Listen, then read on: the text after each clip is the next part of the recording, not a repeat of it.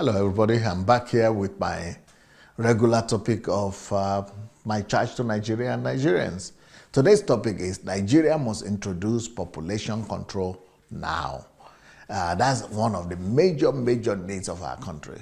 We must introduce and regulate population control if we are going to last and if we want to give a better standard of living to our people.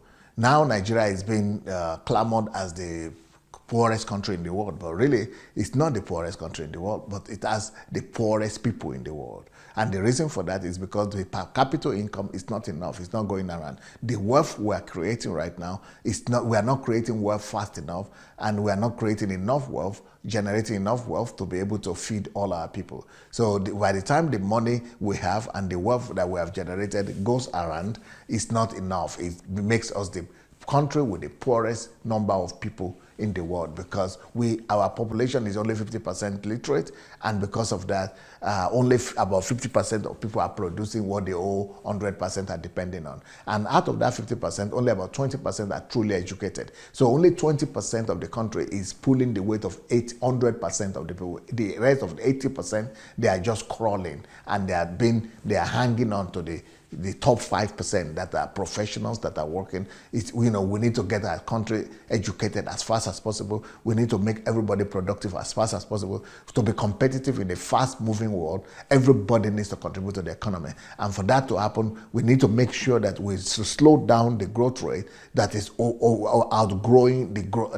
We need to slow down the growth rate of childbirth, and because that growth rate of children and population is overriding the growth of the economy. If that keeps on going, we will become even poorer and poorer and poorer. So the only way to stop the poverty level of Nigerians right now is to slow down the growth of the population and increase the growth of the economy, 2-3 times. Then we can begin to talk about the increased standard of living. Otherwise, miracle will not happen. So Nigerian government, I hope you are hearing me, we must begin to regulate the population now, the population growth.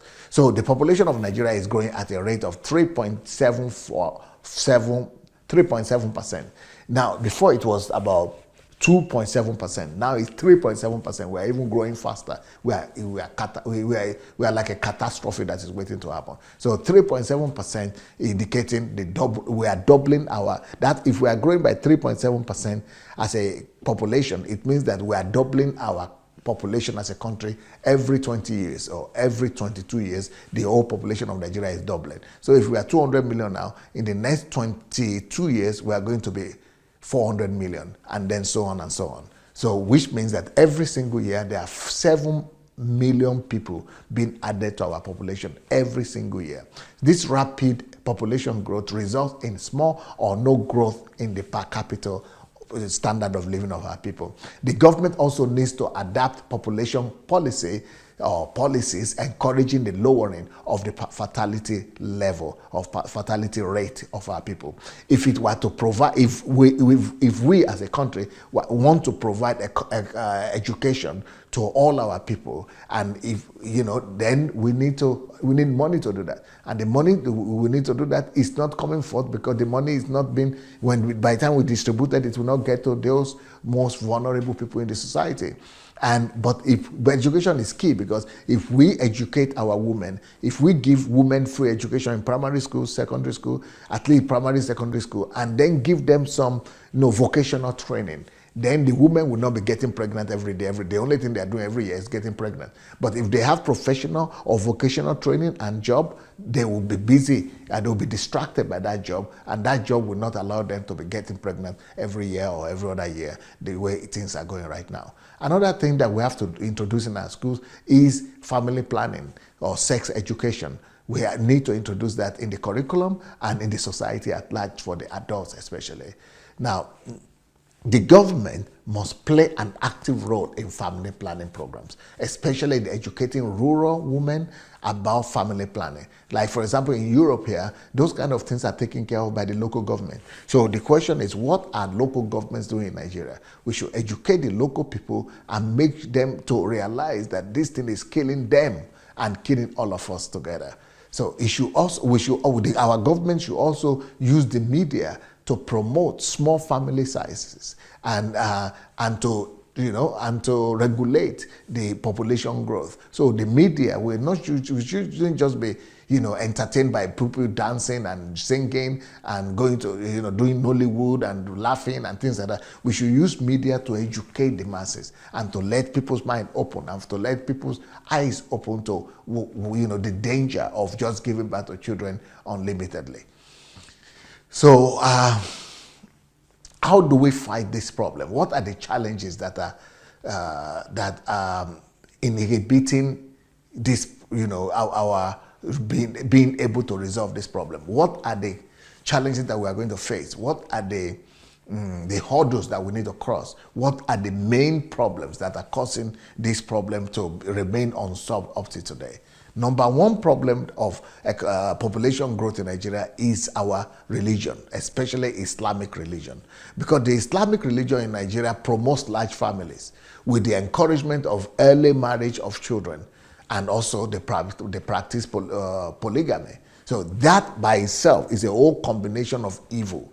And you might not like what China is doing with their Muslim population. That is horrible, but they needed to regulate that Islamic tenets and doctrines one way or the other. But even that is old-fashioned, because in the Islamic countries of today, go to Kuwait, go to Saudi Arabia even, go to United Arab Emirates, go to all these Qatar, all these countries, they are no more practicing all these outdated Islamic Islamic practices. These are outdated things that are still being practiced in Nigeria. All those marrying children, marrying 4 wives. Even the Arab normal real core Arab countries are changing. So what are we doing in Nigeria that is not even our religion?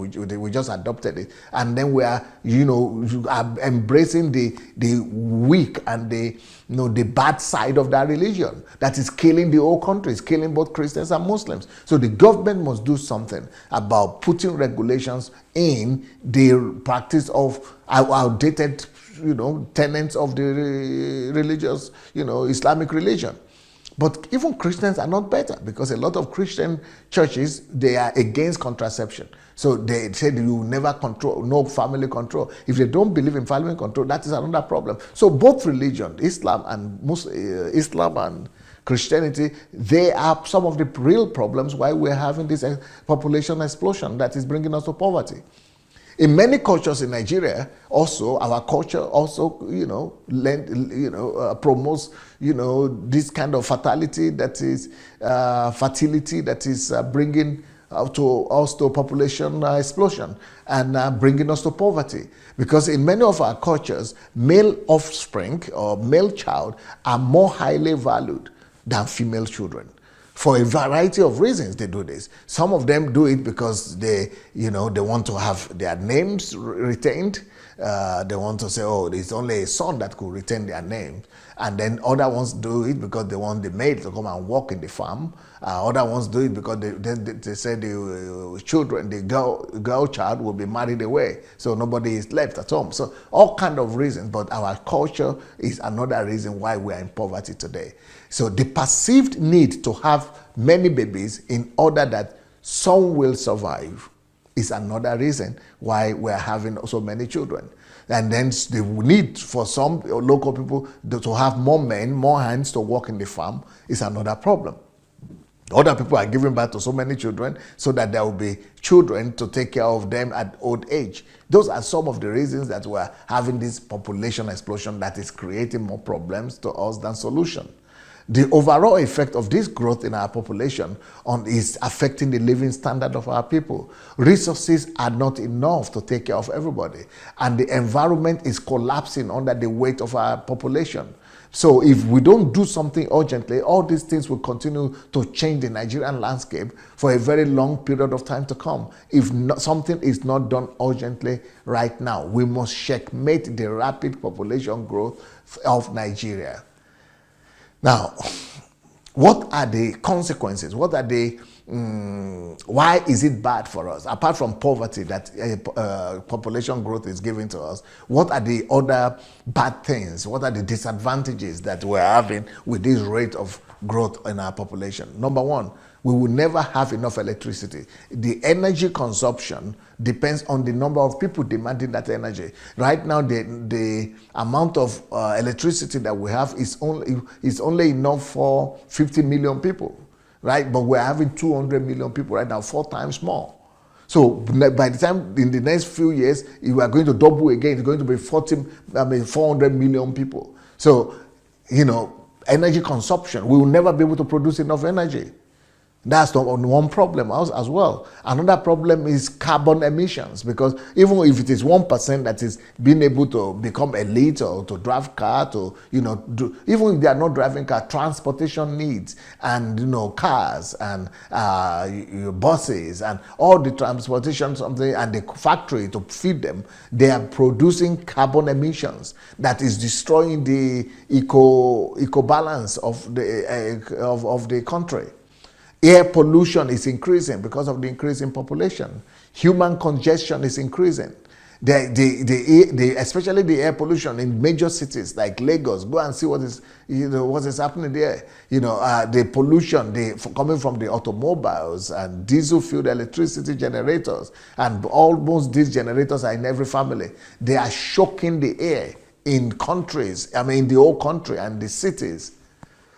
So these are bringing about the plague of smoke. Daily you see smoke in Lagos and everywhere surrounding the skyline of the central city. So, it's just catastrophe everywhere if we don't do something to lower the population increase of our country. Maybe we have to learn from China. But China knew that this is a big problem and it was going to be a major problem to them in the future. So they have to introduce the law for that only 1 child per family. My proposal, though, would be to limit the number of children at least to 3. Let's start with 3. Because if we don't start with 3 now, if the government will not be bold enough to take that decision, that only 3 children per woman or per family, let's say per woman, then we will get to a place that we will be forced to limit, to 1 child per family, just like China has done. But because of the Islamic religion that we have, so what do we do with families that have polygamy?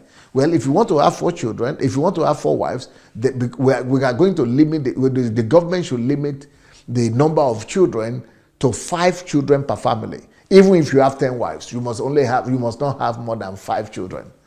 But if you have 1 wife, we should encourage the ones who are having 1 wife. So the one who has 1 wife should be allowed to have 3 children in the family. But the ones who have 10 children, 10 wives or 2 wives or 3 wives should not be allowed to have more than 5 children. Once you do, then you have to pay taxes for that. You have to pay more money for that or go to jail. If we don't adopt this solution right now, we will be forced to adopt the 1-child policy like China when the situation gets out of hand. So, President Buhari, APC, National Assembly, I hope you are hearing. And I hope you act and do something about this. Social organizations, public pressure groups, NGOs, raise your voices and let's deliver our land from self-destruction. For the love of God, church, and nation. Peace. Sunday Adelaja here. If you believe in nation-building principles, please like this video, share it with your friends, and let's change our nations together.